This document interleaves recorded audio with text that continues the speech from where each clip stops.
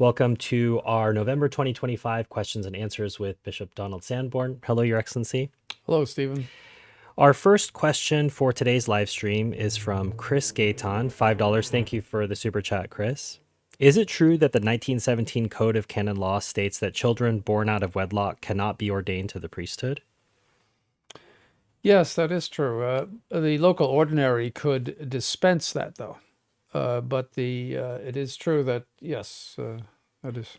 We don't have local ordinaries at this time, Your Excellency, so I suppose different congregations have different rules about this for themselves, given the absence of the legislator? Yes, I would say there's two things that, well, first of all, you don't have, all law has to have some organ of dispensation because law cannot foresee all situations. I would say it's what is different between now and 1917 is this. One, the acute need for priests. Acute, all right?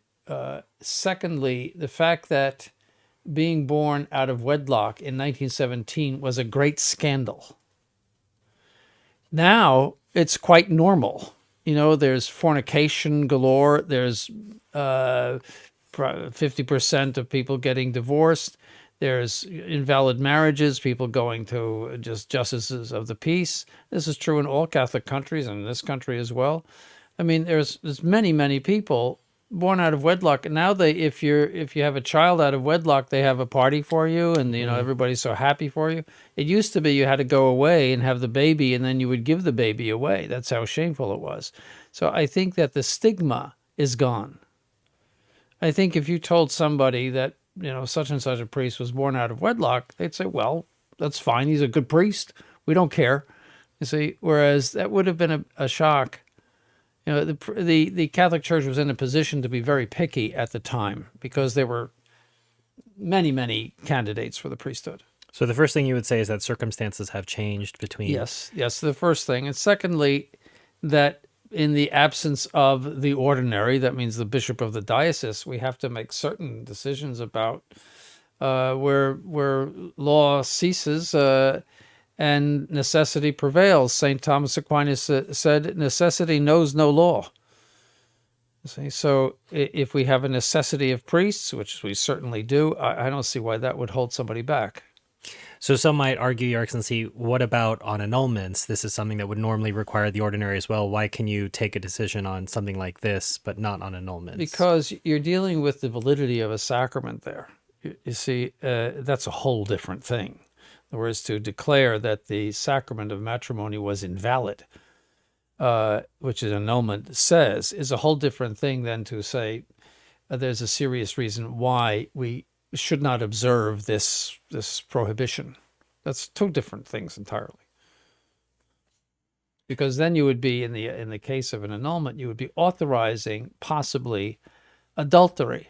See, if you don't have the authority to declare that, you could possibly, very probably, even be authorizing adultery.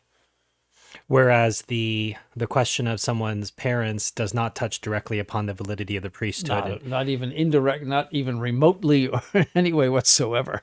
So, and the church has, prior to this canon, probably it was not as strict a rule. Probably that's why the canon came in force in the first place. It was probably always the case. There was more morality at that time than now. I mean, we're just living in a bathtub of immorality. So I just, again, don't think that there's a stigma of it. Bathtub of immorality is quite an image, Your Excellency. We have a series of super chats. You'll be interested to hear the language, Your Excellency. So 3 from Gilmore Time, $300 in total. Thank you, Gilmore Time. Permitio me esse ultimum congratulanere te in ens episcopus. Latinus meus adhuc est non bona, queso ignoce me, quaestio prima esne bona rogare te mitere sacerdos, dicere missa in domum funerale ad colorata, ut habeo non independs sacerdos hic, si non quid ago. Well, that is a question. I mean, it's a personal question that he has, and we would have to know a great deal more, and he should write us an email in some modern language because his Latin is not good enough for me to understand it. Well, I didn't know they spoke Latin in Colorado, Your Excellency. It's No, a revelation any for me. foreign language at all is fine, but we would have to know much more about him than I couldn't answer that just off the cuff. All right, Gilmore, thank you for the donations and thank you for posing the questions. But as His Excellency noted, it's a bit more personal, and especially in relation to your second question, in which you talk about your particular medical condition. So if you have an opportunity, just use the contact us form. Everything will be confidentially sent on to the clergy here, and they can answer your questions more concretely, and it'll be done in a language of your choosing if you'd like, but English would probably be best. Mm-hmm. Augustinus, 200 Swedish krona. Thank you, Augustinus. Who are today the teachers and shepherds that Christ stated by Vatican I wills to exist until the end of time? Obviously not Prevost in the Vatican II hierarchy, even if one ascribes them an apostolic succession without authority. Well, there is nothing contrary to that. Let's say declaration of the council to say that there is an interregnum. In other words, that there is a vacancy of the sees. That always happens. The Petrine lineage will go until the end of time, but there have been times of vacancies of the see in the Middle Ages, 3.5 years. So the vacancy of the sees does not in itself, let's compromise, say that idea. In other words, that you'll have pastors until the end of the world. No matter how long that vacancy could be. Well, theory cedes to fact. Because the previous record was that 3.5 years, I think. And 3.5 years, that was the previous record for the papacy, you see. And the people started removing the tiles from the roof, I think, and refusing food. And I think they started to put some pressure on. I'm not familiar with that, but I know it went for 3.5 years. But there has to be a lineage of, and that's, I'm sure, the idea that they had, of pastors and popes until the end of time. And that is being preserved. But there is no guarantee of these people falling into heresy. In other words, that they would not fall into heresy. There's no guarantee that would be the case. And I would say even cite St. Paul, if I, an apostle, apostolic authority, if I should teach to you, preach the gospel to you, different from what... So we are this is a reality that's in front of us, and it's here. So I mean, as far as I would say that what the council was referring to was the lineage of pastors and popes. For those of you who are just coming to the chat, welcome. Please hit the like button. That will get the video out to more subscribers and notify them that a live stream is going on. And also, if you have a moment, please let us know where you are watching or listening from. And for those of you in the United States, a happy Thanksgiving. We have County Mayo, Ireland, Beaufort, South Carolina, Peabody, Massachusetts, Mexico, Northampton, England, London, England, Bay City, Michigan, Washington, D.C., Taos, New Mexico, Woodbury, Connecticut, the South Coast of England, Binghamton, New York, Kent, Washington, Maryland, from Le Mans in France, Franklin, Ohio, Atlanta, Georgia, St. Mary's, Kansas, DeLand, D-E-L-A-N-D, Florida. Do you know where that is? DeLand, yeah. Sure. Darwin, Australia, Huntington Beach, California, New Orleans, Louisiana, Stockholm, Sweden, Laredo, Texas, Chicago, and Melbourne, Australia. I will get back and read some more. Should we be godparents to babies or children of families that do attend only institute-approved masses? It seems that they have two passports, one for the world and one for church on Sundays. Would a godparent clearly see that the family or godchild was falling away from the faith and have some form of spiritual right or duty to bring them back to the faith? What should we do in these circumstances? I suppose the broader question, Your Excellency, is who can we be godparents to? Well, the central question in godparenting is the Catholic faith. Do they profess the Catholic faith? The parents, do the parents profess the Catholic faith? And will they raise the child in the Catholic faith? The godparents are there to take over if the parents fail, right? So the for me, I would say that in order to qualify for the Catholic faith, they have to be not una cum. Now, that doesn't mean only our institute. There are other, good priests that are not una cum that would be fine, but that is a capital question because if you're una cum, you're implicitly professing that the Novus Ordo is an acceptable form of Catholicism, and that the prelates are preaching and teaching the Catholic faith. If that's so, then why aren't we with them? In others, I've said this over and over again. It doesn't make any sense, and I don't think that you should be godparents to people who adhere to this modernist hierarchy and at the same time go to some traditional mass. That to me makes no sense, and if it makes no sense, it can't be right. And is that how that explanation should be phrased in the refusal? I'm sorry. It's a great honor to be asked to be a godparent. However, you're in communion with the heretics that have foisted this new religion upon us, and that just doesn't make sense because I cannot fulfill my role if you are raising them in this nonsensical and upside down You tell them theory. you're not on board with the ice cubes, and Yes, it's you got to choose one or the other. Another super chat from Valeria. Thank you, Valeria, for $10. Your Excellency, someone mentioned that not all Marian apparitions have been verified. Is that so? Oh, there's been many alleged apparitions. Whether they're true or not is a whole other thing. But many have not been verified or have not been even investigated. And some, yes, there's quite a few of those, believe it or not. Yeah.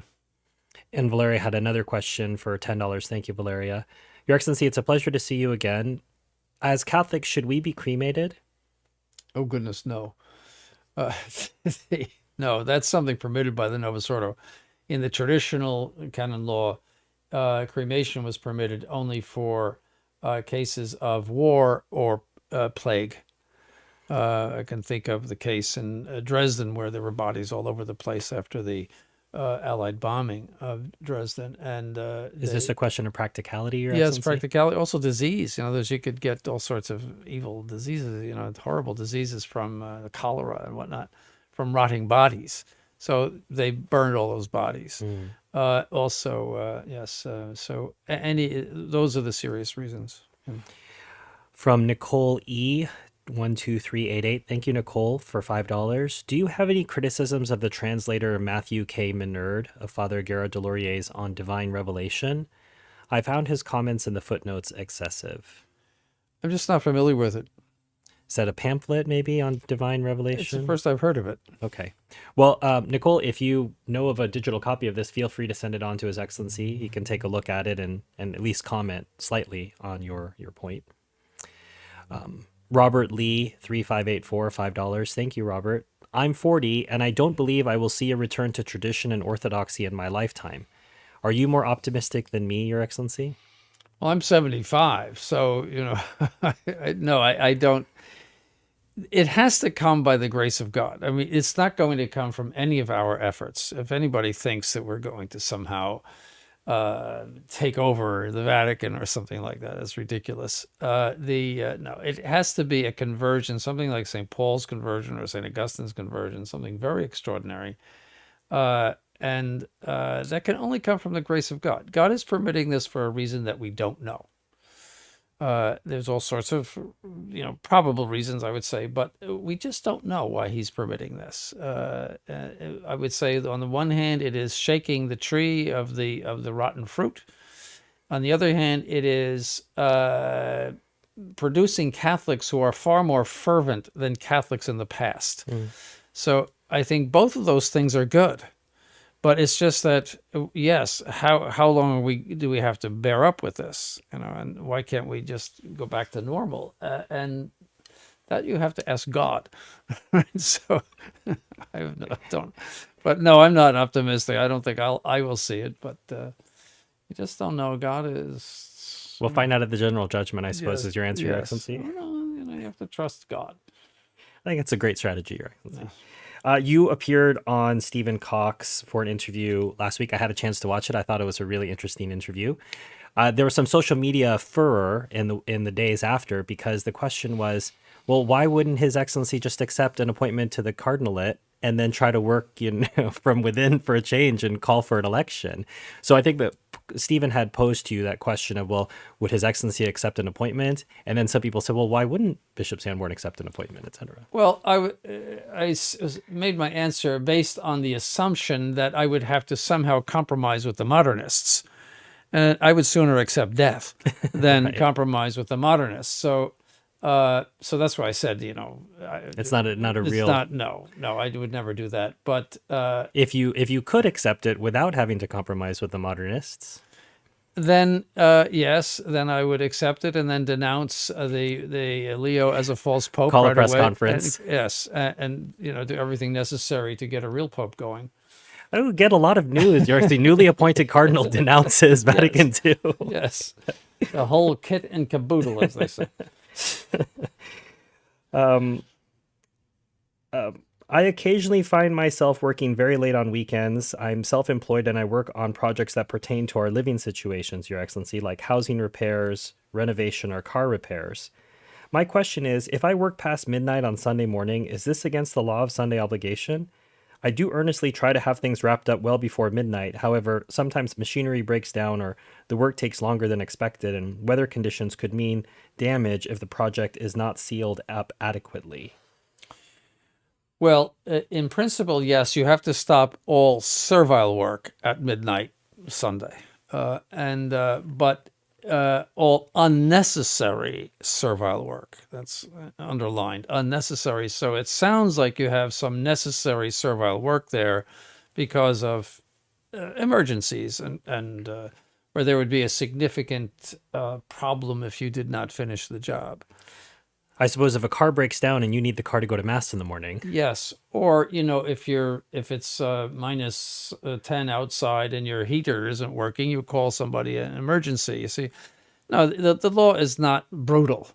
It's just that it means that you, in a normal situation, you just stop working. I do believe our Lord gave that that example of the animal falling down into the well. That Yes. you have to use some common sense. there, Yes, so. yes, and he was criticizing the Pharisees for being legalistic with regard to the Sabbath. And the person who asked that question, you know who you are. Your other questions are more specific, so that'll be passed on to one of the clerics here for a more specific answer, but they're a little too specific and require some additional questions. And remember that when you send in questions via the Contact Us form and you send donations in before a live stream, that sometimes those questions, His Excellency is given those questions ahead of time, and then he's able to look, and in this case, some of those questions are a little too personal.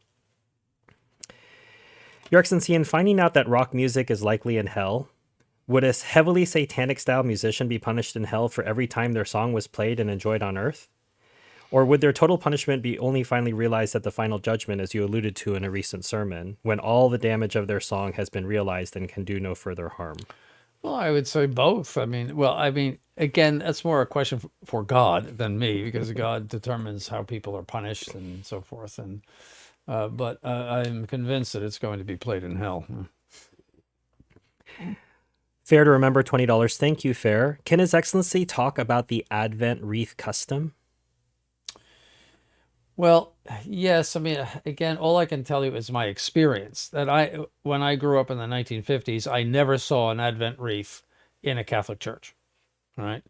It was the custom with the Episcopalians, you see.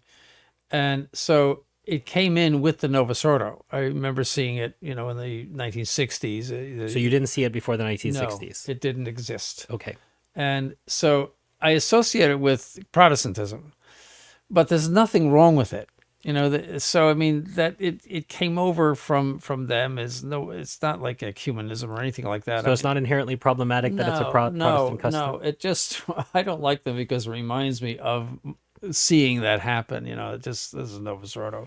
So that's why you won't find an Advent wreath in an Institute chapel. No, I wouldn't ban it. No, I wouldn't ban it. It's just I don't like it Okay. because it reminds me of my youth, which where I saw Catholicism disintegrate little by little. So it wouldn't be a bad thing if a Catholic family had an Advent wreath in their house, or No, it's perfectly normal. I mean, it's just a wreath with four candles, and you commemorate the 4 Sundays and the 4,000 years, and no, it's perfectly orthodox, and there might be a very Catholic basis for it. It just may be that we in my parish they never had used it. That's all I can say is my own experience. But somebody might find a very in certain countries or certain areas, Catholics using it. There's nothing wrong with it. okay. Hopefully that answers your question fair. Okajamo, €5. Thank you, Oko. When entering an ancient church belonging to the Novus Ordo on a trip to Rome or Florence, should one kneel before the altar? Can one pray in these churches?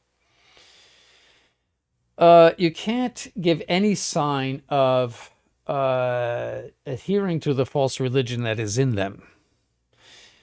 So that's the general principle. So if you had a saint, for example, and you knelt before the body of a saint in a Novus Ordo church, I don't think anyone would say that you are a member of the Novus Ordo from that.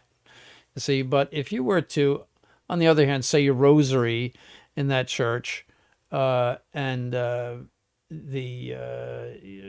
you might give the impression that you were a parishioner or somebody that adhered to the Novus Ordo. So again, it's circumstances that would determine what you're doing or what impression you're giving. No, when you walk into, first of all, the Blessed Sacrament is invalid there anyway. So no, you would just walk into, as you would say, walk into an Anglican cathedral in England, a once Catholic church that has lost its faith.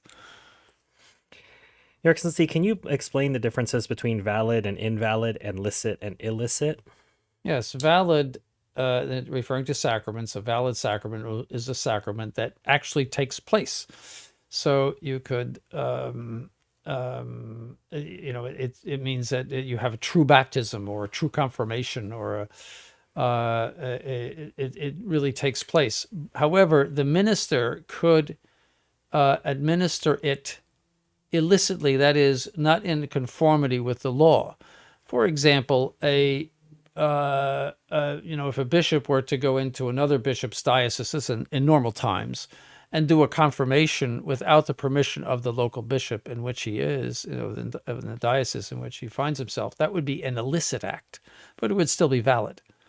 See, so there's laws that govern the administration of sacraments. Then there are factors which govern the validity of the sacraments.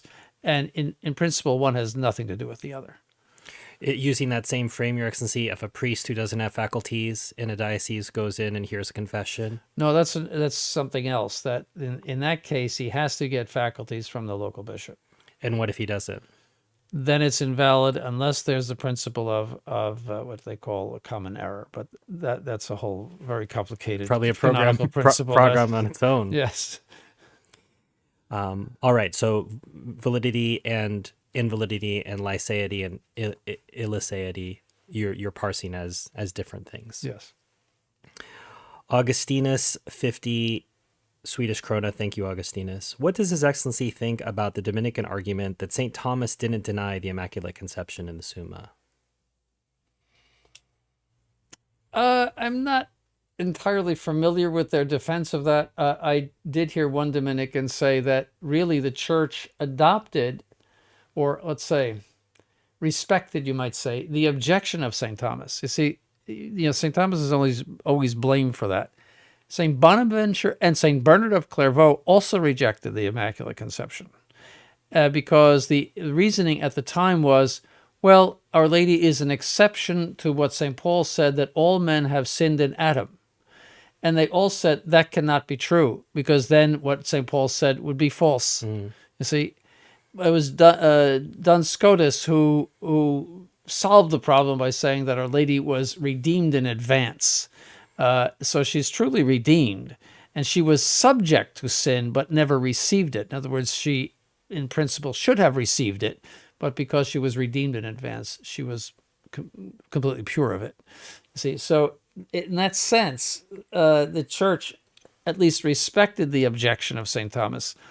But I never got into that controversy. Did you hear that on the eve of the proclamation of the dogma that there were Dominicans praying that it wouldn't be and Franciscans praying that it would be, that this was a reflection on their order? I know the Master General said, "Today I don't believe it. If he declares it tomorrow, I will believe it." That's a wonderful Yes. wonderful statement, Your Excellency. Yeah. So, so anyway, that's. Matthew Arthur, $5 Australian. Thank you, Matthew. Your Excellency, are SSPXers schismatic, or do they have the spirit of schism? If it is the latter, what is the difference? Well, I would say that their position is objectively schismatic. And I'm not saying Pius IX said it, that he chastised an Eastern patriarch, Catholic patriarch, saying, "Don't give me lip service that you're submitted to me. If you do not obey me, then you are schismatic." Was this to the Armenians? Yes, and there's another one that it also addressed to an Eastern, that if there's a systematic disobedience to the Roman Pontiff, in other words, recognition or submission doesn't mean simply lip service. It means that you obey. You see, and so he said it's schismatic. I'm not saying it. So that's an objectively schismatic position. But the people going to SSPX don't want to be schismatic, and they have no schismatic intention. They just want to be Catholics. And I think they're following Archbishop Lefebvre just because he was the man of the age, so to speak, and they're following his organization. I think that's as far as they get in it. They just want the Mass and the faith. Could it be said that they're not following the logic of their own actions? They're not following to their logical conclusion? Yes. Objectively, it's schism.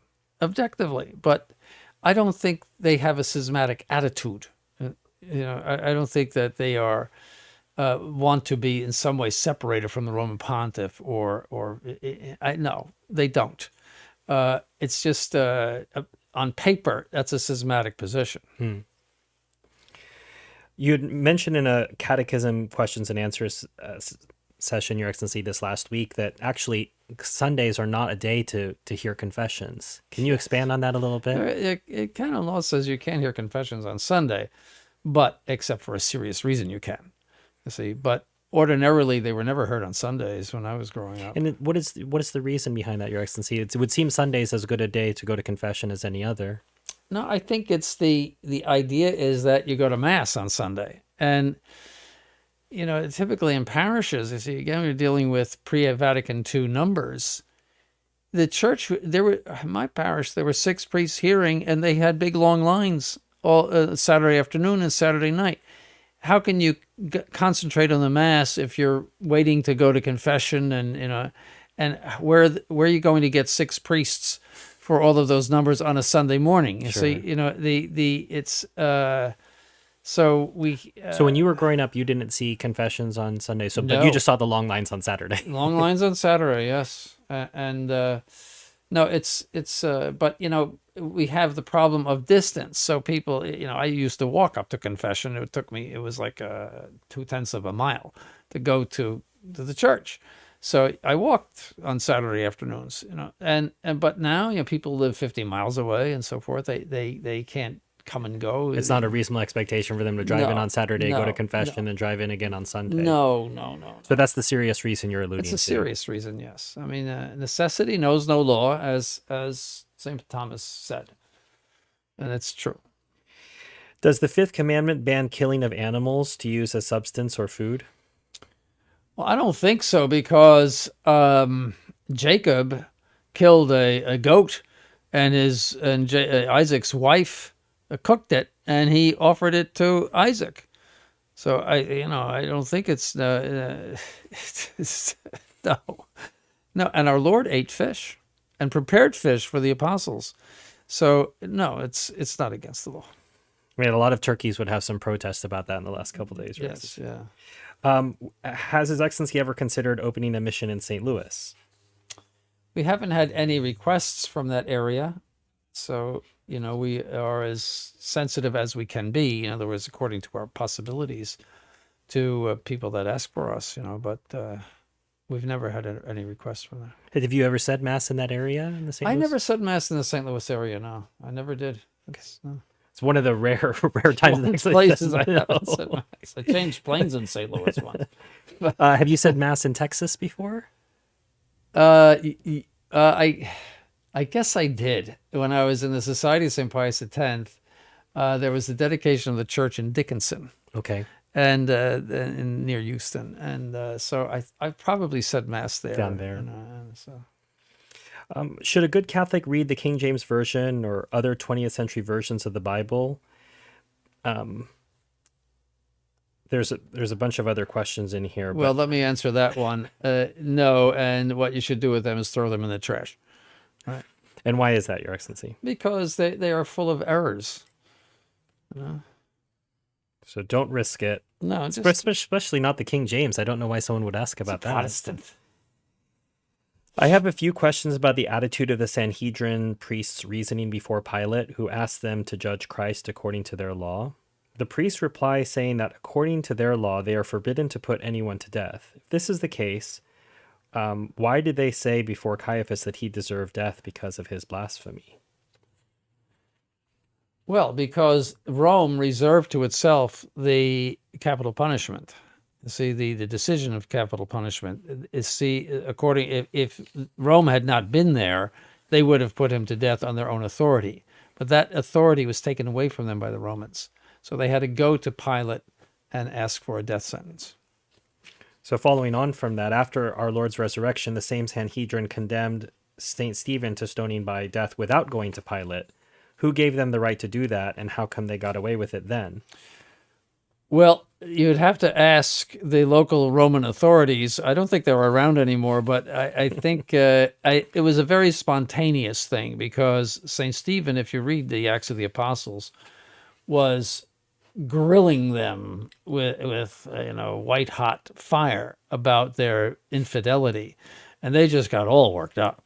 So I think it was just a spontaneous thing to drag him out and stone him. Now, we don't know what the Roman authorities thought or did, but in principle, it was against the law. The questioner, I think, is circling around the idea of who has the right to condemn someone to death. Where do they get that power from? I think that's the ultimate question. Well, the power comes from God, and the state receives its authority from God. Its authority really to make laws, to confine people to prison, for example, to keep order, to make war. See, that's all the authority of God. If you take that away, the state has no authority whatsoever. See, so the people who attack the capital punishment are really attacking the whole basis of authority. Why does a judge have the power to lock you up for life? He's just a guy that's sitting on the bench. Why does he have the power to do that? Where does that come from? Why? And you say, well, it comes from the people. The people don't have the power. How can you give what you haven't got? They don't have power. Great questions, Your Excellency. So the power comes from God to rule. You see. For those of you who are just coming into the stream, please remember to hit the like button and share this with people who might be interested. Also, if you have time, please let us know where you are watching or listening from. We have Dwight, Illinois, Vilnius, Lithuania, Daylesford, Australia, Ocala, Florida. It's interesting to see Ocala, Florida, and Vilnius, Lithuania in the same group. One place is really cold, the other one is rather nice. Austin, Texas, Bristol, England, San Antonio, Texas, Brooksville, Florida, Athlone, Ireland, Riverton, New Jersey, Elizabeth, Indiana, the central coast of California, Imlay City, Michigan, Millersville, Pennsylvania, Dendermonde, Belgium, North St. Paul, Minnesota, Krakow in Poland, Krakow, Louisiana, St. James, Victoria, which is near Wangaratta, Okay. Sandusky, Ohio, Houston, Texas, Northern Virginia, Rio de Janeiro. So lots of a very wide audience here today, Your Excellency. Nicole E, $5. Thank you, Nicole. Your Excellency, I'm aware of the Paulsboro Chapel, but will there be an Institute Mass Center in New Jersey in the near future? Well, that would depend on the amount of people who are interested in it. It would depend on our availability of priests, and it would depend, at least in the long run, on the availability and affordability of a church. Now, we can always say mass in a rented hall, but that's not ideal. But the first two conditions would have to be fulfilled before we could even think about it. What makes New Jersey a little more tricky, Your Excellency, as opposed to being able to find something in Pottstown or being able to find something in Harrisburg?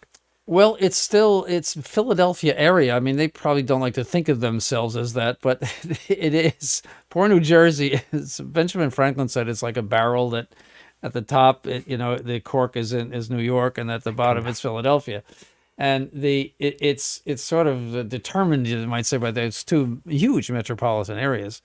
So you're looking at high prices. As when we looked at anything in the Philadelphia area, Philadelphia suburbs proper, prices are crazy. And the same thing is true of the New York area in New Jersey. We're talking millions of dollars, Your Excellency? At least $1 million, and so that's one of the problems is that, and you want to put it in an area that is acceptable, and no significant crime, and so that those places come at higher prices than other places, let's say.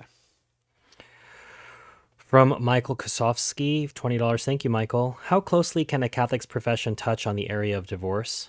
Can a Catholic lawyer work on child custody issues? Can a Catholic accountant work on separating assets for a couple divorcing? What are the rules? I'd have to look that up. There's probably because there were Catholic lawyers working in this country. There's probably some decisions on that, and I'm not familiar with them. They're probably in Canon Law Digest, but perhaps, yes. I'd have to look far and wide in order to answer that question. Michael, correctly. if you could send a contact us form to the seminary and just remind us of the super chat, when His Excellency has an opportunity to look it up, we'll get an answer back to you. I think it's a fascinating question. It is a good question. It's an excellent question. It's just I never had it that way. Jimmy, 120 pounds. Thank you, Jimmy. In his work, The Reform of the Liturgy, Bugnini describes how he would place placards on the wall of his parish in Rome so the faithful could actively participate by shouting out the responses. Was this the dialogue mass? Sounds like it. Sounds like it. That was one of the vehicles, even before Vatican II, to institute the idea of congregational worship, Protestant worship. Yeah. Your Excellency, if God cannot err and cannot deceive us, how can we understand that Vatican II and the recent popes were mistaken? If sedevacantism is true, is Christ defeated by Satan? Well, the faith is at the top of everything, and everybody in the church must, including the Pope, must adhere to the faith, right? So, as St. Paul says, if I or an angel from heaven should preach to you a gospel different from what I have preached to you, let him be anathema. So the faith is first. Apostolic authority actually is second to it. See, so if there is a choice between faith and apostolic authority, you choose faith. And when I'm saying apostolic authority, only apparently, because if he is preaching contrary to faith, he loses that apostolic authority by the very fact. See, but I'm saying if that's your view, in other words, the Pope is telling me one thing and the faith tells me another thing, you have to side with the faith, and then you have to conclude that this man is not the Pope. Let him be anathema. We have a couple super chats from premieres that happened during the week. I just want to remind watchers and listeners, we appreciate those super chats, but normally speaking, the premieres where it's not a live stream, where it's a pre-recorded video with His Excellency, those are not normally monitored. Sometimes I will poke my head in there and look, and I grab these two questions. So just as a reminder, if you have questions outside of a live stream, just send it in using the contact us form, and then use the donate page there on the institute or seminary website to send in your donation for that question. So this was $50 from Marie Catherine. Thank you, Marie. I'm very confused about Pope and hierarchy in relation to sedevacantism. How is the church not dead without a head? A decapitated sensible creature is dead, but we know the church can't be dead.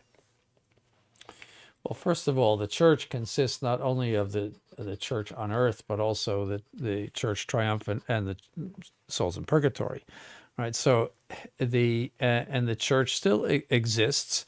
As we always say, they are very good at keeping the structure going, not only the physical structures, but also the juridical structures going.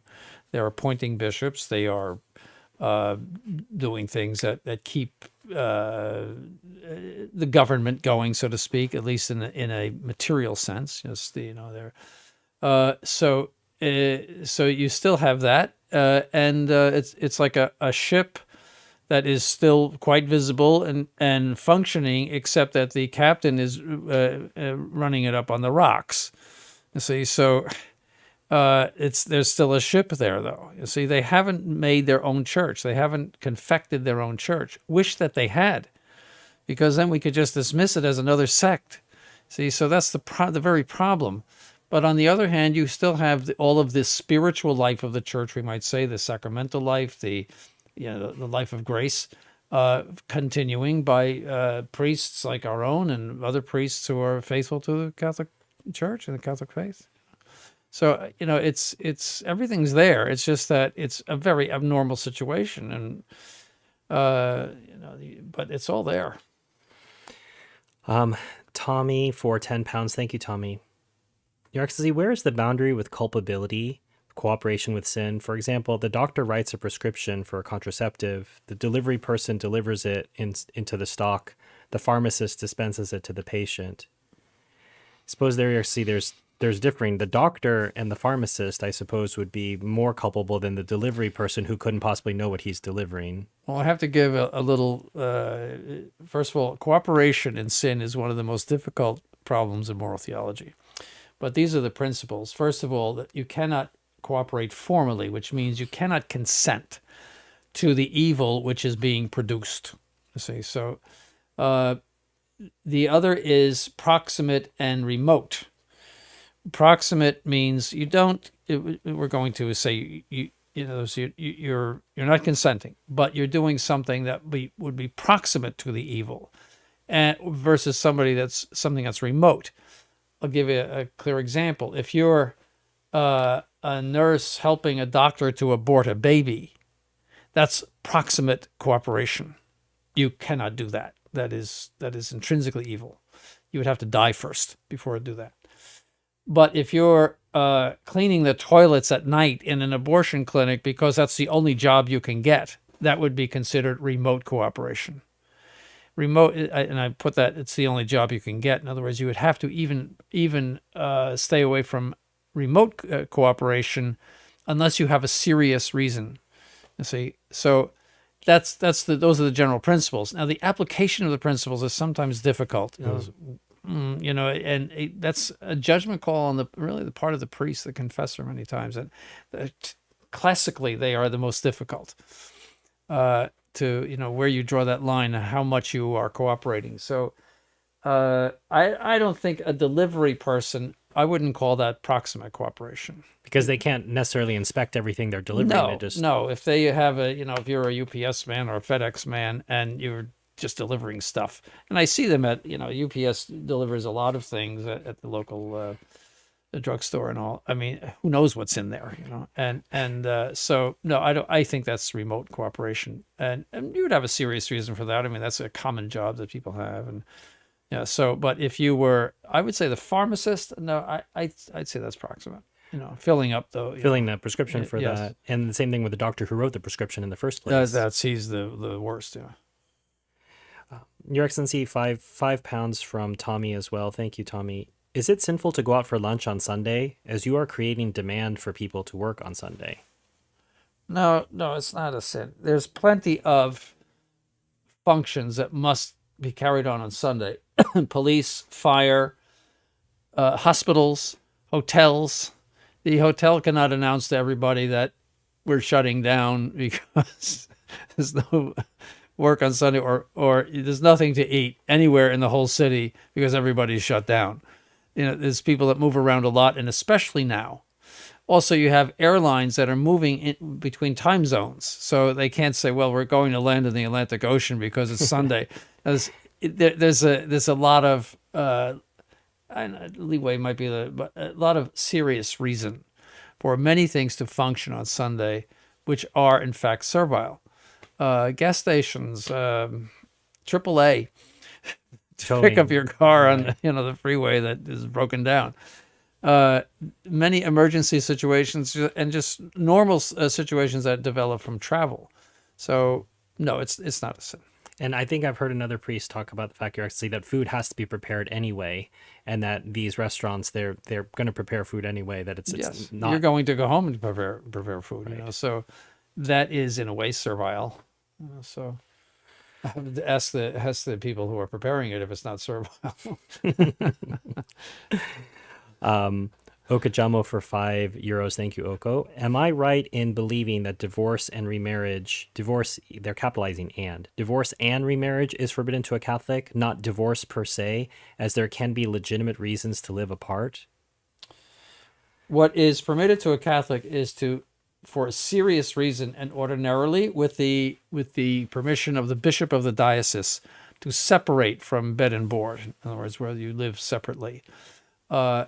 That is permitted. It is also what is permitted is for two married people to, by mutual consent, to separate for a serious reason. But as far as getting remarried, forget it. It's no. So you're saying it's not that divorce is use that term of divorce. Well, let me finish.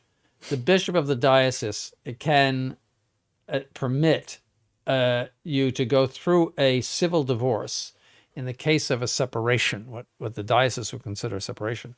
Go through a civil divorce if there's a serious reason, typically financial. In the present laws, you could be responsible for all of your spouse's debts if you don't do that. Also, custody of the children. See, the state gets involved in that. So, it's true. You have to go through those. I'm just thinking of all the permutations, Your Excellency. I mean, I know it's horrible, but I would say in most cases they have to go through the divorce, unless they can peaceably separate and do all of those things without the civil law. But my experience, when people start fighting to the point of separating, they're not in the mood to be nice to each other. But the church is not acknowledging a divorce. She's simply permitting a civil function to go forward in order for a greater good. Yeah, the divorce simply means separation. And it's the origin. It doesn't mean an annulment of the marriage. It just means a separation.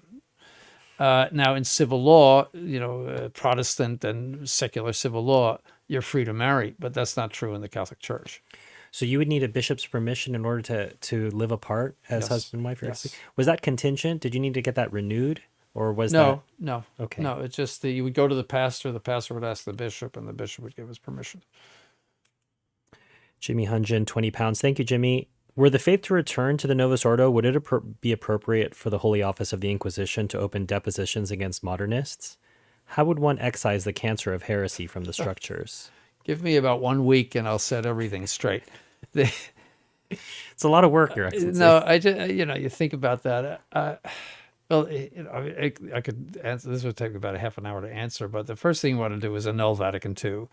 The second thing you want to do is annul all of the enactments of post-Vatican II or Vatican II or post-Vatican II, and especially the new Mass and all of the new sacraments, everything that's to go. then you would have the problem. I think that you would have to have the faithful and priests who wanted to remain faithful, because most of them would not, I think, who wanted to remain faithful, take a sworn oath to uphold the Catholic faith, which would be very, very detailed. It might take you an hour to do it. Those all of the things that you reject. And I think that the number of faithful would be reduced probably to about 10% of what it was before Vatican II, in my opinion. But that would still swamp the mass centers that you have, Yes. Your Excellency. Yes, and then you have the problem of invalidly ordained priests, and priests that are not trained. I mean, when Novus Ordo priests come to us, I'm flabbergasted at how little they know. You've had a lot of conversations with them over the last few years, Your Excellency. Yes, I mean, they don't mean any harm, so to speak, but they're not given any real training. They don't know what the Catholic faith is, and they're sort of mass machines. In other words, they get up and they do the mass, and they have a very superficial idea of the faith, and many times laboring under error, and even heresy, objectively. So that's an enormous problem. So then you have the bishops and everybody else. So I mean, as I say, give me a week. These are two comments, not so much questions, from Jimmy Hunjin, 10 pounds. Thanks, Jimmy. I'd sooner accept death than compromise with the modernists. That's going in the Sanbornian book of quotes. I'd also like to have it engraved on my tombstone. Robert Lee, $10. Thank you, Robert. I was discerning the priesthood a while back. I found the traditional Latin Mass, His Excellency, a good friend, books, etc., etc. I have seen too much. I can't celebrate the Novus Ordo. I gave up discernment. I am too old now. He further comments for $5. Thank you. Your Excellency, I hear many times that Vatican II has turned priests into parish social workers. What was the priesthood like before Vatican II? Well, it's what you see traditional priests doing. I mean, saying mass, hearing confessions, preaching, teaching, handling various pastoral problems, such as people having marriage problems, or other problems they might have, scrupulosity problems, or any kind of spiritual problem. And there was a lot of that. Sick calls. They had a lot of sick calls. They worked in hospitals, and Catholic hospitals were beautiful. They would bring the Blessed Sacrament around and in the hallways, the nurses would be down on their knees. I've seen photos of that. And the ringing the bells, the canopy, everything. It was beautiful, magnificent. That's what priests did. Their whole life was salvation of souls and sanctification of souls. I mean, they were not social workers in any respect whatsoever. But you see you see that with Leo. I mean, that's all he can talk about is some sort of worldly consideration. We have to have peace. We have to have climate control, or whatever he calls it, the sacred ice cube, and the don't want to be bothered about doctrinal debate. No, and yes, he's in Turkey now, probably abandoning filioque, which is a dogma of the faith. He referred to that, and he didn't mention it, but obviously he referred to it as an outdated theological dispute, which requires a whole other show to talk about. It'd be like saying transubstantiation is an outdated theological dispute. That's the same thing. I mean, he's being a bit of a turkey on Thanksgiving, I suppose, Your Excellency. Yes.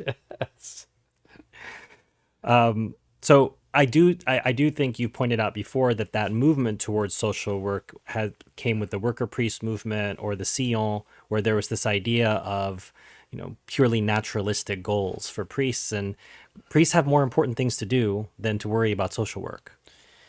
Yeah, the only time they would do quote unquote social work would be alleviation of the miseries of the poor. For example, in small towns in France and all or anywhere really, the priests would know if a widow needed some food, or Pius X would give his dinner away to people that said, "We have nothing tonight." And here it is. In that sense, yes, they have to be sensitive to the needs of their parish, and typically they would know everybody in the parish and what the problems were, and they could be very discreet about giving money to this one or that one. Nobody had to know anything; only he knew. And it was beautiful. And the church in the Middle Ages took care of all of the homeless people. The monasteries would take care of them, and there were poor houses run by the monks, and it was a very nice thing. And then the state got involved. That came with Protestantism, you see. And then you have this horrible situation. Oh, we have very, now. very terrible. You're mentioning St. Pius X. I'm remembering, of course, his sisters were his cooks all the time, Yes. and he couldn't be left in the room alone. Some poor person came to the door asking for food. He goes to the stew, pulls the meat out of the stew, gives it to the person. The sisters come back. Where's the food, Giuseppe?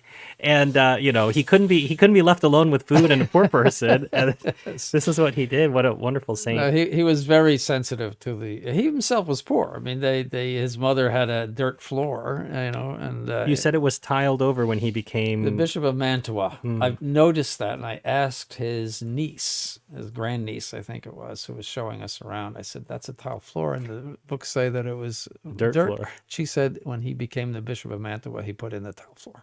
That's wonderful.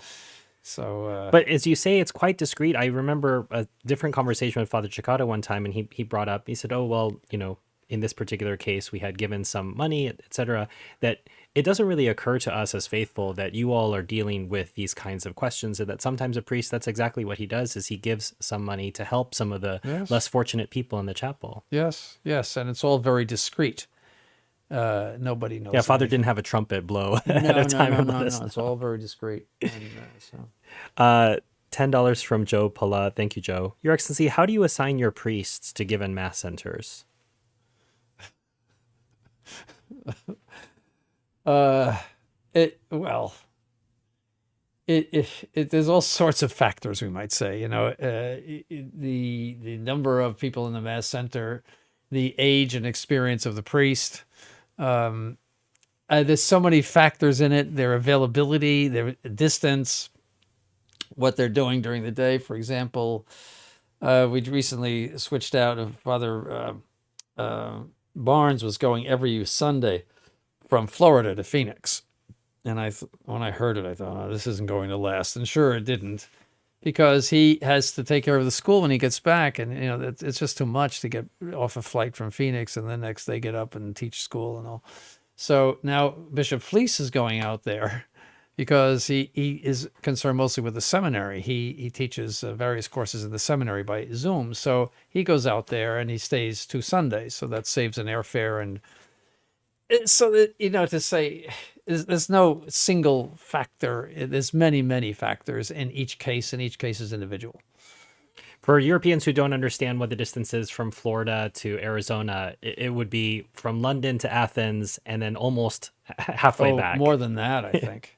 So I would say Paris to Moscow. Well, have you done that flight before, Your Excellency? Paris to Moscow? I think I did Paris to Moscow. Where did I? Because London to Athens is a little under 4 hours, so 3 hours 40 minutes, and then Florida to Arizona, is that 5 hours if you get it direct? It depends. I would say at least I know it's 5 to California, so probably 4.5. America's a large landmass for watchers and listeners unfamiliar with those distances. So you would say there's lots of different factors. Many factors. I couldn't do a whole list of them, but each case is different. But you've talked before about how different congregations will have policies about where their priests go. So, for example, some might say all of our priests have to reside here during the week, and we only send people out on Sundays. And in I would say the Institute has a sort of a mixed situation. You have some places, for example, Harrisburg and Pottstown, where priests only go there on the weekends. They're not resident, versus some place like Michigan, where Father Saavedra is not an Institute priest, but he's there in residence, serving an Institute chapel. Mm-hmm. You don't have a strong opinion one way or the other on... Well, in principle, we don't put priests by themselves. Some priests do very well by themselves. I actually prefer it, I think.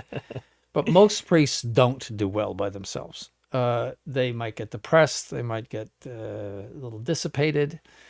So it's always good to have somebody else around. And so if for any reason they should be alone, we insist that at least they spend some time with other priests, maybe half of their time with other priests. Priests, it's a hard job, Your Excellency. I often find that priests who come and visit, I think they come away a bit regenerated. They they feel better being around colleagues and being able to chat about things they can't actually chat about with lay people. They can chat with fellow clergy about. Yes. Lover's Lady loves Our Lady 2 for $10. Thank you, loves Our Lady. Careful how you say. Poinsettias are potted flowers. You typically see many decorating the altar at Christmas and potted lilies at Easter. What is the rule for live flowers on the altar? I was told they are not allowed. I never heard that in my whole life. I So what's the rule for flowers around the altar in general, Your Excellency? I don't know of any rules. It doesn't have to frankly. match, for example, it doesn't have to match liturgical color. No, I don't know of any rules. I mean, they're just common sense rules, you know. They just have to be arranged well. His Excellency is quite yes. insistent on that. Yes, everything has to be perfect. That's my motto. And this includes dress code. I've shared before on the streams that it was many years ago. I was in Brooksville, sitting, and I had a shirt and tie and a sweater. It was one of the quote unquote colder times of the year, and His Excellency is roving around before Mass, which he's wont to do, and he leans over and he says, "Jacket and tie," and I said, "Oh, I have it in the car." He says, "Well, you should go get it." And I went out. So this is something else that His Excellency is noted for, that not just everything in the sanctuary has to be perfect, but we ourselves have to be as well dressed as possible. There's a reason Sunday best exists as a concept, Your Excellency. Yes, that's very important. So, moral of the story is, don't be caught in the pew wearing a sweater. If His Excellency is roving around, you will get caught. Robert Lee for $5. Thank you, Robert. I am currently praying the Liturgy of the Hours, but I would like to use the Roman Breviary. Where do you recommend I buy one? Liturgy of the Hours sounds like he's praying. It's Novus Ordo. Yes, it's Novus Ordo, and well, there is an English version of the traditional breviary, but I've seen them for sale for $1,000. 4 volumes. Just the English? It doesn't have English and Latin? It has English and Latin. Okay, Yes. $1,000. Yes, $1,000. They are very rare, and people who own them know what they have.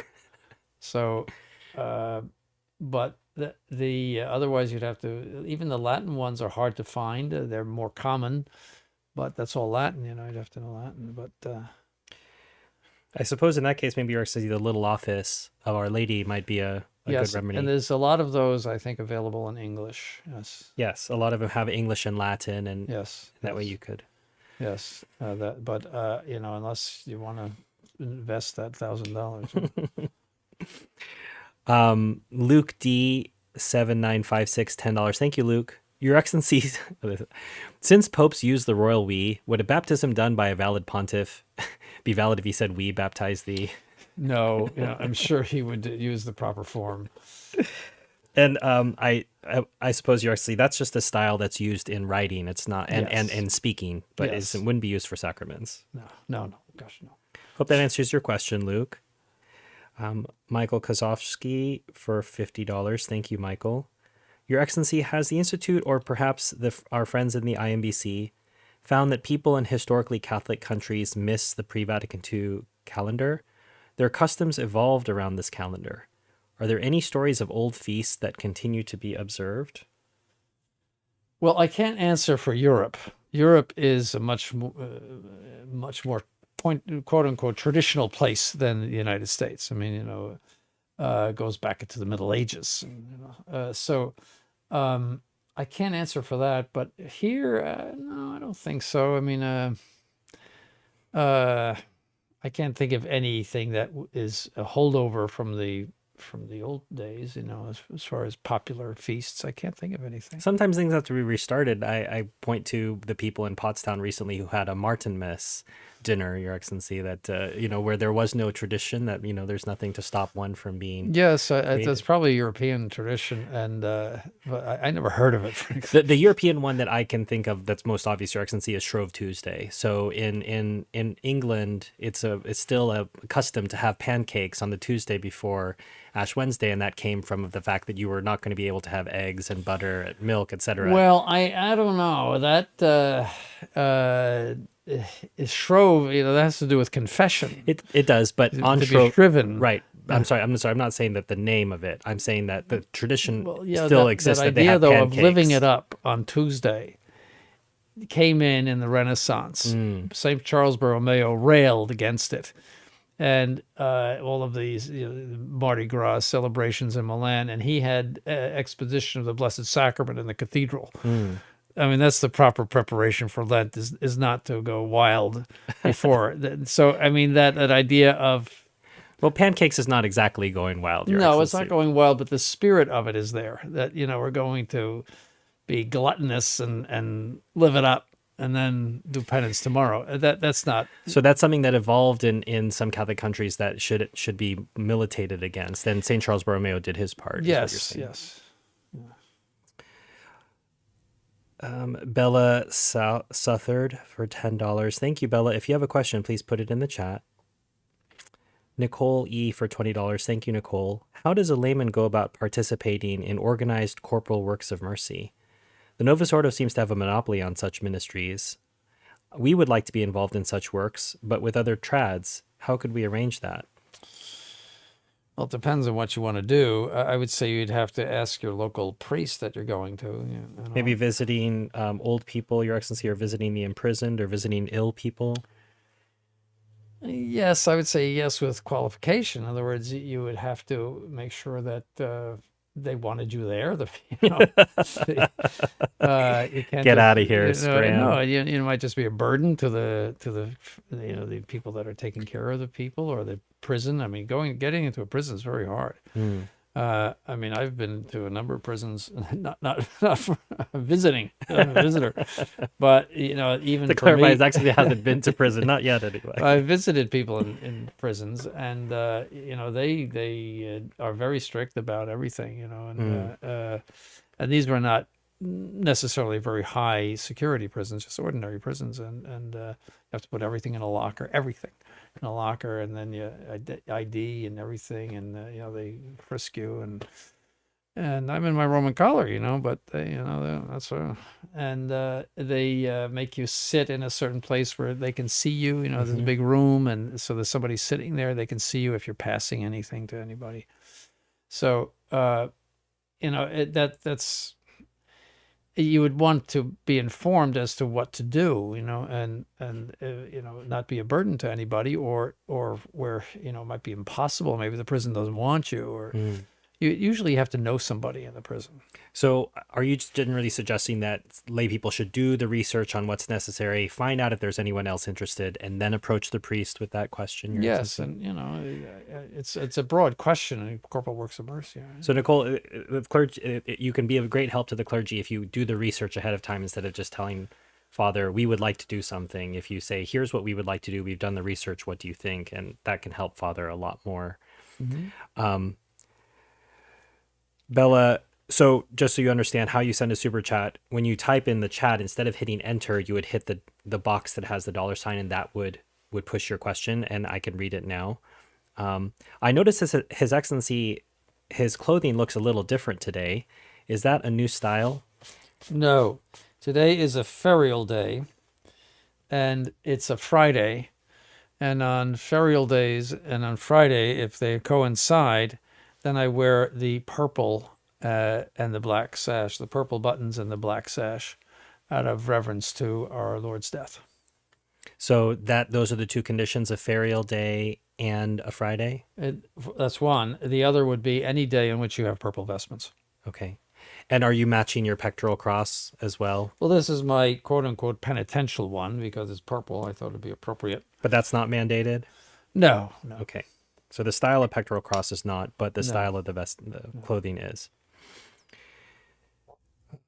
Tartan Catholic, maybe alluding to Scottish roots, 20 pounds. Do you agree with Father Garrigou Lagrange, and now as a quote, Your Excellency, if we are treating of all Christians, of all who have been baptized, Catholic, schismatic, Protestant, it is more probable, theologians generally say, that the great number is saved.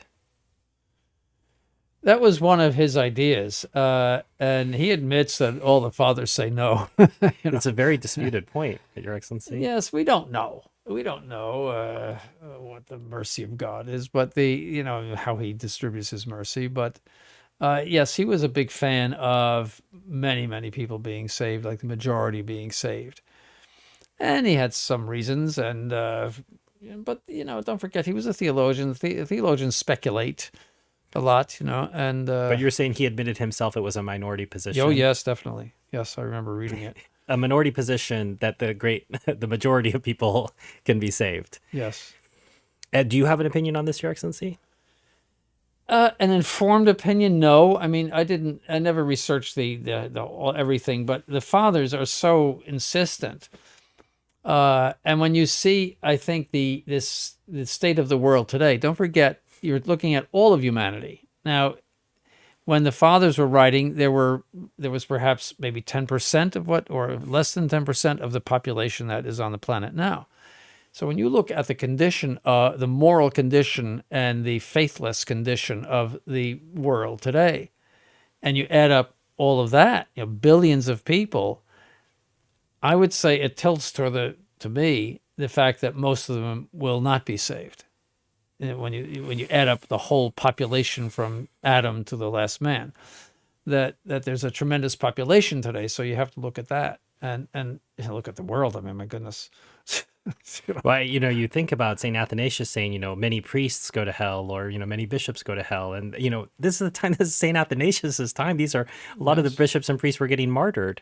And so he had this outlook. And as you say, Your Excellency, it's quite something to think about. But I'm reminded of the words you said in the sermon for the 24th and last Sunday after Pentecost. You said, if you don't sin, you don't have anything to worry about at the general judgment. So focus on that. $50 from Gilmore, and this time it's in English, Your Excellency. All right. Thank you for the live stream. These many years, it has been indispensable for me to attend Prime and Mass, I think, via the live stream. Is there any chance of Vespers coming back? If we get people who can sing, Father Disposito always says, when the nuns sing, people send money to the nuns because they sing so well. People send money to us when we don't sing because we sing so horribly. So no, it's just a question of their voices and their ability to sing. And Vespers, unlike Prime is very standard, whereas Vespers has sometimes antiphons. That means these that are very difficult, and sometimes hymns that are very difficult. And we would have to practice them practically every single day, maybe for 30 minutes, in order to sing the Vespers. You see, so if you had monks that just could sight read, there'd be no problem. But these are students primarily, and they're not monks. And it was never done in seminaries before to do Vespers. We also, when we decided to do Vespers, we had resident organists. Now, the organ, overcomes a multitude of sins. And, you just press down the pedal a little bit more and it sounds, But we don't have, regular organists that can just sight read and all those. But even if they're accompanying, if your seminarians sound like moo cows, there's nothing you can do. I mean, it just is sort of insulting to the sacred liturgy. It's so we say the rosary now. So pray for singers or people who have talent to come to the seminary, and they can be reinstated. But as you note, Your Excellency, the higher the feast, the more complicated the chant. Yes, I've always observed that at Vespers when. Yes. And I thought, and I'm thinking of how many times this particular note is being carried up and down, up and down. So yes, no, it's very difficult. Tommy for £10. Tommy, you wrote, please see above. If I missed a question, please just put it in the chat now, and I will do my best to find it and read it to His Excellency. Dipheomorphic, it looks like 50 Brazilian reals. Thank you, Difeo. A bit random, but is a Catholic discouraged from believing in the real existence of mathematical objects? That is, that a sphere is as real as my computer? A mathematical object is a figment of the mind. So you could have a spherical thing like a baseball, but a sphere abstractly is a pure object of product of the mind. It only exists in your mind. Yes. I hope that, Defeo, if I'm not phrasing your question well to His Excellency, please feel free to follow up in the chat. Matthew Arthur, $5 Thank you, Matthew. What are the principles around what entertainment is considered tolerable or salvageable versus totally discardable? These relate in particular towards video games and film. Well, it would depend to a certain extent on the individual. In other words, whatever is a proximate occasion of sin is obviously bad and could be seriously bad. If it is a remote occasion of sin, you still need a serious reason to be there. Remote occasion of sin is one in which would be a suggestion, but you're likely not to sin. You see, so proximate is a case where you are likely to sin. You see, and that can for some people, proximate could be remote, and for some others, remote could be proximate, depending on their spiritual lives. You see, so that's I can't make a blanket. But the serious reason is not there in a video game or some sort of cheap entertainment. Right.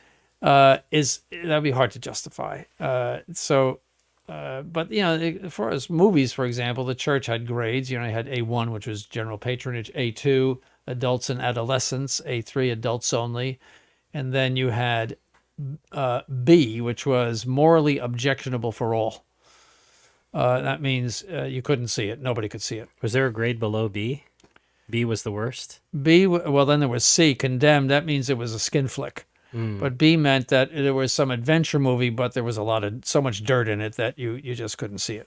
Well, and I suppose video games are see there's a difference between a solitaire game on your phone and one of these first-person shooters, that takes, hundreds of hours of your time. Yes. So there's a lot of factors that, again, the individual, the serious reason, what you're looking at, is a lot of factors there that enter into it.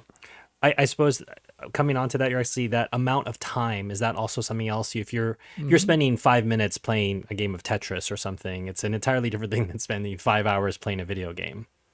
Yes, recreation is part of your day. You would go crazy without some recreation. You have to clear your mind of all of the things that are on it and take some time to relax and do something stupid, as I say, some kind of dumb thing. And holding a string for a cat, for example. Yes. Well, that's not dumb. That's very important. It's one of the most important things you can do. Oh, yes. It's a charity. Corporal work of mercy. Yes. But so it's not wrong to take recreational activity. So as a matter of fact, it's required. I read one moral theologian that a priest deserves 2 hours of recreation, and he would even be dispensed of his office if he didn't get it during the day. That he could take the recreation instead of his office. Yes. Oh, I didn't know that. Yes. He said it, but the point is that recreation is a normal part of, and even a necessary part of life. Otherwise you get stressed out and you're of no use to anybody. All right. So, but it has to be reasonable recreation and a reasonable amount of time, and not something that's too stupid either.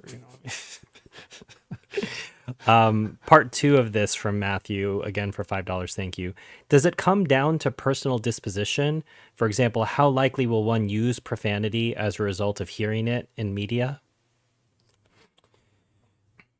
I would say yes. I mean, you wouldn't want to expose small children, obviously, to profanity, even teenagers, but an adult that hears perhaps all during the day and his job or commonly hears it and, it doesn't affect him, that's not an occasion of sin for him.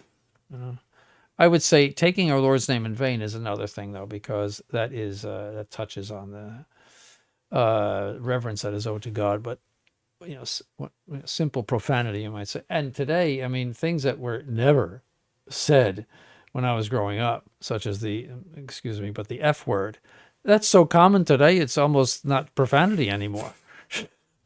It's everybody says it. That was an absolutely taboo word when I was growing up. You'd never, ever say that. And Well, I'm smiling because the question's coming from Australia. Your Excellency, they have more color in their language down there in everyday speech. You hear it every day now, and you just blow it off. That's all. You don't use it, but I wouldn't expose anybody to it that's in a formative stage. I think the example you always refer to, Your Excellency, is A Man for All Seasons, and that the Duke of Norfolk, Says GD very quickly, but he says it. but you said that that's not a reason itself to condemn the film. That No, I mean the film is so good that is a minor, problem with it. And actually, even to say that, unless you meant it very, very seriously as a blasphemy, is a venial sin. and Father Patrizzi alludes to editing movies, so you could even edit it so that your You could, version yes. doesn't have But you it. have to listen. I mean, I heard that maybe the third or fourth time that I listened to the movie. I saw that in 1966. That movie. Yeah, I don't think you without closed captions, Your Excellency, because I always thought he didn't use God in front of that. I thought he just said, No, I heard it. yeah, and Yes, I've seen it and- in the subtitles, yes, so yes. you're right. One more from our gentleman who used Latin at the beginning of our episode. You're actually $50. He says, "I'm scratching lottery tickets as I watch to cover these super chats." Can God permit Vatican II error long enough to be considered tradition by the visible church gosh. and become part of the deposit of faith? How long does it take for something to become tradition? That would be like saying, "Can the contents of my garbage pail become gold?" No, if it is heresy, it's heresy, and it could never be considered as part of the church's teaching or its tradition or anything like that. No. I hope that answers your question, and I hope you hit one of those lottery tickets Yes. that help. And feel free to send some proceeds. Yeah, we'll wait for the $1 million. We're wrapping up the live stream soon, so I'm gonna cut off super chats in the next 2 minutes. So if you do have a question to ask His Excellency, please put it in the next 2 minutes, and then after that we won't take any more super chats, and we'll wrap up the stream. Jimmy Hunjin, $10. Thank you, Jimmy. Bergoglio was often called humble by the Novus Ordo press. Does His Excellency think contrasting his humility with that of Pope St. Pius X would be a suitable subject for a sermon on humility? Well, I think he was probably one of the most prideful people that ever walked the earth. I mean, for him to undertake the destruction of Catholicism requires a pride that is that of the devil. But, he put on a show of being, Mr. Ordinary. And Remember him paying for his own glasses or paying for his hotel room? yes, and, taking a bus to, after he was elected. Performative. Come on, that's a show. $50 from LPRI4XP. Thank you, LP.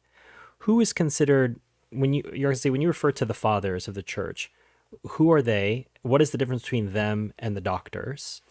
And who of the fathers would you recommend to someone new to Catholicism and the Sedevacantists position? Well, let's do one at a time. That's a double. So who are the fathers of the church? Fathers are the great names: Saint John Chrysostom, Saint Ambrose, Saint Augustine, Saint Gregory Nazianzen, Saint Jerome. Saint Jerome. Yes, I mean there are others. Saint Cyprian. Would people like Tertullian and Origen still be considered fathers, even though they're not saints? No, they're considered ecclesiastical writers because Tertullian fell into heresy. Origen is suspected of heresy. He said people altered my writings. That's the Origen defended himself that way, that, people, when they got a hold of them, altered my writings. But in any case, he's suspected. But St. Thomas quotes him. He was a very intelligent man, and he knew sacred scripture in and out. But he wouldn't be considered one of the fathers. You're saying ecclesiastical writer? Ecclesiastical writers. Okay. And Justin Martyr, he's an ecclesiastical writer. But no, those big names, Gregory of Nyssa, Basil. So what's the distinction between them and doctors of the church? The doctor of the church is a designation by the church that you are a doctor. That means a teacher. And it means that they have examined all your works and there's nothing in them that is contrary to faith. That doesn't mean that everything in them is true. You could make a mistake, but it's not contrary to faith. So it's trustworthy. Okay. And which of the fathers would you recommend to someone new to Catholicism and the Sedevacantist position? Well, they don't, I mean, I would say St. Augustine, with the proviso that you don't get into some of his deeper works. He was an extremely bright man. Like De Trinitate or something? Yeah, don't read De Trinitate. You'll No, the confessions are very good. Wonderful His whole text. life and how he converted. That's and some other works. His sermons those are very good. Saint John Chrysostom is excellent too. And there are, as a matter of fact, I'm reading a book right now, excerpts of Saint John Chrysostom. You quote him a lot, yeah, I can Yes, see. where he, you get just a little bit, and you don't have to read the whole work, and he's excellent. The Chrysostom means golden mouth. There was a legend that bees flew into his mouth as a child, Your Excellency, and in tribute to that idea of. No, I don't know. But, this is a Bishop Dolan department, yeah, as you say. I don't know, but it means golden mouth in Greek. So St. John Chrysostom, St. Augustine. Yes, I would say those two are the easiest to understand. Others were writing about Christology, and it gets into some deeper stuff, and probably and there's plenty there between Chrysostom and you should see the list of their works. There's plenty to read in those. All right, no more super chats at this point. I'm just going to finish reading what was wrapped up so we can wrap up with His Excellency for today. But thank you for everyone who contributed. And if you have some, remember that you can always be in advance for the next live stream by emailing the seminary or the Institute website and then sending a donation. And then we'll put that in the queue as we did for these questions. If you're still coming on just recently, please remember to hit the like button for the algorithm so that people can hear about the live stream. And even if they're catching it later, they'll get more of a boost. Sparrow for $5. Thank you, Sparrow. Is there an online recommendation for learning chant? That is a question for Father Esposito. Okay. Right. Well, Father Disposito is available in the chat, so we'll leave Father Disposito to answer that question. Okajamo for €5. Thank you, Oko. Can non-Catholics ever be called Christian? Pius XII wrote, "It's only those who are baptized, profess the faith, and aren't excommunicated." Yes, he said the only true Christians are Roman Catholics. He said that explicitly. No, that they are, popularly speaking, Christians in as much as they at least profess baptism or have received even a valid baptism and believe that Christ is God and the Savior, etc. But you can't separate Christianity from the church any more than you could separate the church from Christ. And Christ and the church are a single thing in that sense. He's the head of the Catholic Church. And so you can't be Christian outside of the church, properly speaking. More proper to call them Protestants or schismatics? Heretics. Heretics. Hope that helps, Oko. £20 from Jimmy Hunjin. Thank you, Jimmy. Father Garrigou Lagrange wrote that St. Joseph is the preeminent among the saints after Our Lady and is above the angels. Should Catholics have a greater devotion to the foster father of our Lord? That's another disputed point. The question is, who's first, St. John the Baptist or St. Joseph? We've talked about this before. You come out on the St. Joseph position on this. I think you'd have to say St. Joseph. St. John the Baptist pertained to the Old Testament. He was sort of the pinnacle of the Old Testament. St. Joseph is of the New Testament, and his proximity to Christ, I think, would set him where Garrigou says, yes. Defeomorphic for 20 reals, and this is following up on that sphere question. I've seen most Catholics take the position that mathematical objects exist only as beings of reason, and I agree. I just wanted to know if some kind of mathematical Platonism was okay. No, that's just an error. It's not against the faith, but it's a serious error. If you'd like to follow up with that, DeFeo, feel free to send an email. It sounds a little bit potentially more involved than we can answer here. Right. Robert Vach for $5. Thank you, Robert. Wouldn't the title father, like brother, be reserved to religious? Shouldn't secular priests be referred to as Mr. or Reverend? No, that's something in France, Monsieur l'Abbé, Mr. the Abbot, literally. And no, that was never. And in France, religious Dominicans, etc., were referred to as père, father, and that's true even among traditionalists now in France. But here it was always father. Again, those are customs. In Italy, Don. You know, Don Ricosa, that means Dominus in the sense of Lord, or, some sort of. But then in southern Italy, it's Padre. There's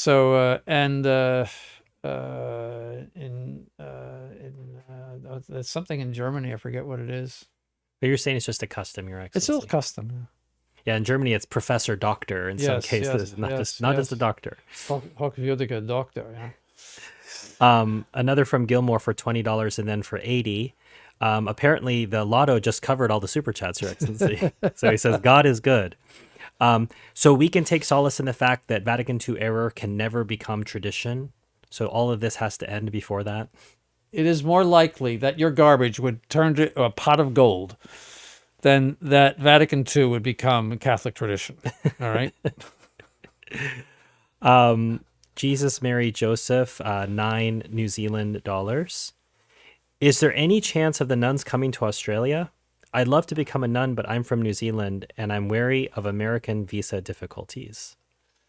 There's no visa difficulties. They have permission to receive foreign students. They are on the same as the seminary now. So Okay. no, they get foreigners.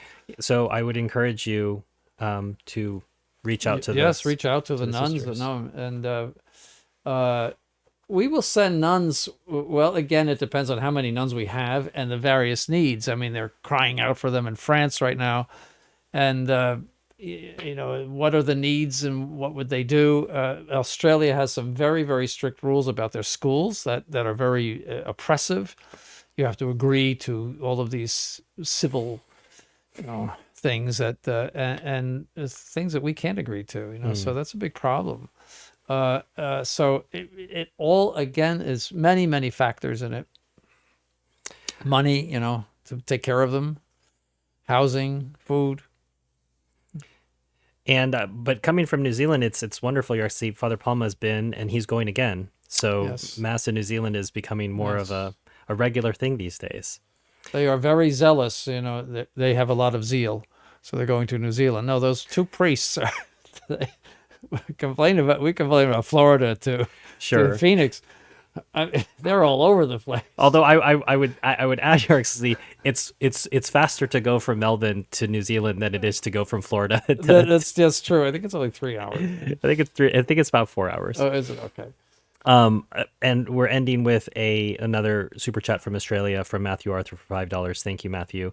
After hearing His Excellency's conferences on Pride, I've reached the conclusion that 99% of what I think, do, and don't do comes down to pride. Well, it's a very, very common fault, and it's the problem is that it manifests itself in very discrete ways, and sometimes you think that your very faults are virtues. Gary Lagrange talks about that. We tend to canonize our faults into some sort of virtue. Like somebody who is given to anger might say, "Well, I'm a good disciplinarian." So even though you have an excess of anger, you see, because pride is always going to fix you up. You see, and it is a Saint Francis de Sales says, "Your pride dies when you are lowered into the grave." So it's a constant battle, and you're always losing. And the only time you win is when you are buried. I don't remember which saint said that. That's also the temptation to impure thoughts. I think 15 minutes after you've been buried, then that's when it ceases as well. I'm going to read out just a few more of where people are watching from, and then we will wrap up today. We have people from Woodbury, Connecticut, and Oregon, and Montreal, Canada. Thank you, New Jersey and Amsterdam. And if I send you an email, should I directly answer the email? DeFeo, if you get an email response from your question, you can respond directly back to the email. You'll get a response from a particular priest with an email address, so you don't have to resubmit through the contact us form. And finally, Mexico. Well, Your Excellency, as always, thank you for your time in answering all these questions. As usual, there's a lot of questions that people ask on a lot of different subjects. So thank you for taking the time to answer. And we'll see you next month for more of these live streams. Good. Thank you.